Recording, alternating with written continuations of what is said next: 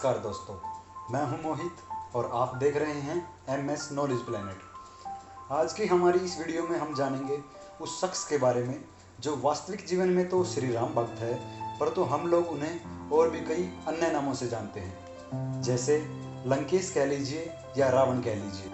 आज हम जानेंगे उस कलाकार के बारे में जिसने अपनी शेर जैसी आवाज़ और भारी भरकम शरीर और कला के दम पर रावण के किरदार को टेलीविजन पर कुछ इस तरीके से पेश किया कि वास्तविक जीवन में लोग उन्हें ही लंकेश के नाम से बुलाने लगे। टेलीविजन पर रावण का किरदार कुछ इस तरीके से निभाया कि लोगों के दिलो दिमाग में वो हमेशा के लिए घर कर गया।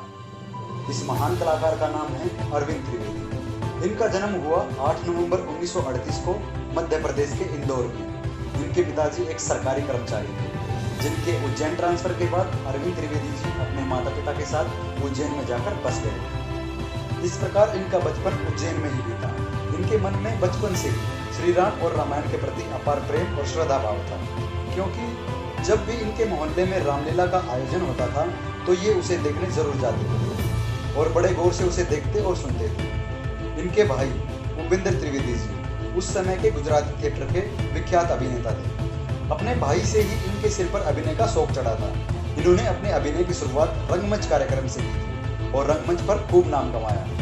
वहां से नाम कमाने के बाद गुजराती फिल्मों में भी इन्होंने काम किया। यहाँ से पहली बार अरविंद त्रिवेदी जी गुजराती फिल्म हिसल तोरल में बड़े पर्दे पर नजर आए।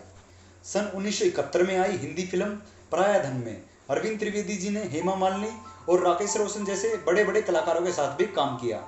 सन 1972 में आई हिंदी फिल्म जंगल में मंगल में भी इन्होंने काम किया। इस प्रकार इन्होंने कई हिंदी फिल्मों में काम किया। इसके बाद फिर 1988 में प्रेम सागर जी का एक टीवी सीरियल आया था जिसका नाम था विक्रम बेताल, जिसमें इन्होंने योगीराज जी का किरदार निभाया। चलिए अब जानते हैं अरविंद त्रिवेदी जी के उस किरदार के बारे में जिसने अरविंद त्रिवेदी जी को फिल्मी जगत में ही नहीं बल्कि वास्तविक जीवन में भी अमर कर दिया। सन 1986 में रामानंद सागर जी रामायण सीरियल बना रहे थे।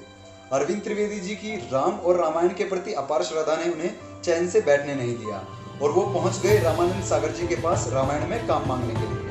यह पहली बार था जब रामायण को बड़े पर्दे पे दिखाया जाना था। जब रामानंद सागर जी ने अरविंद जी से पूछा कि तुम कौन सा किरदार करना चाहते हो, तो उन्होंने कहा, मैं एक राम भक्त हूँ और मेरे अनुसार केवट से बड़ा कोई भी राम भक्त रामायण में नहीं है, तो बस यही एक ऐसा किरदार है जो मुझ पर अच्छा लगेगा।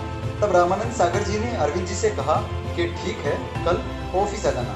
जब अगले दिन अरविंद जी रामानंद सागर जी के ऑफिस पहुंचे तो उन्होंने देखा कि रावण के किरदार के लिए ऑडिशन चल रहे थे, इसलिए उन्होंने इंतजार किया। जब ऑडिशन खत्म हुआ और वो अंदर गए तो रामानंद सागर जी ने उन्हें एक डायलॉग बोलने को कहा। अरविंद त्रिवेदी जी डायलॉग पढ़कर थोड़ी दूर चले ही थे कि रामानंद सागर जी चिल्लाने लगे कि मुझे मेरा लंकेश मिल गया है। मुझे अपनी रामायण के लिए एक ऐसा ही रावण चाहिए था जिसमें शक्ति ही नहीं बल्कि भक्ति भी हो, जो विद्वान भी हो और उसके चेहरे पर तेज भी हो। जब अरविंद जी ने कहा कि मैं इस किरदार के लिए ठीक नहीं हूँ, तो रामानंद सागर जी ने कहा कि तुम्हारे चलने के अंदाज से ही मुझे पता चल गया है कि इस किरदार के लिए तुमसे अच्छा कोई नहीं है। इस प्रकार केवट के किरदार के लिए आए अरविंद त्रिवेदी जी को मिला रावण का किरदार और इस किरदार ने अरविंद त्रिवेदी जी को इतना प्रसिद्ध किया कि विदेशों तक उनके काम की सराहना की गई। सन 1991 में अरविंद त्रिवेदी जी नजर आए टीवी सीरियल विश्वामित्र में। 90 के दशक में उन्होंने टीवी सीरियल और फिल्मी जगत से दूरी बना ली और इन्होंने राजनीति में कदम रखा।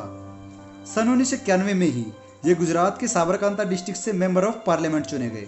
1997 में ये बॉर्डर मूवी में भी नजर आए और 2005 में गुजराती फिल्म करवा चौथ में भी ये नजर आए। इन्होंने लगभग 250 फिल्मों में काम किया।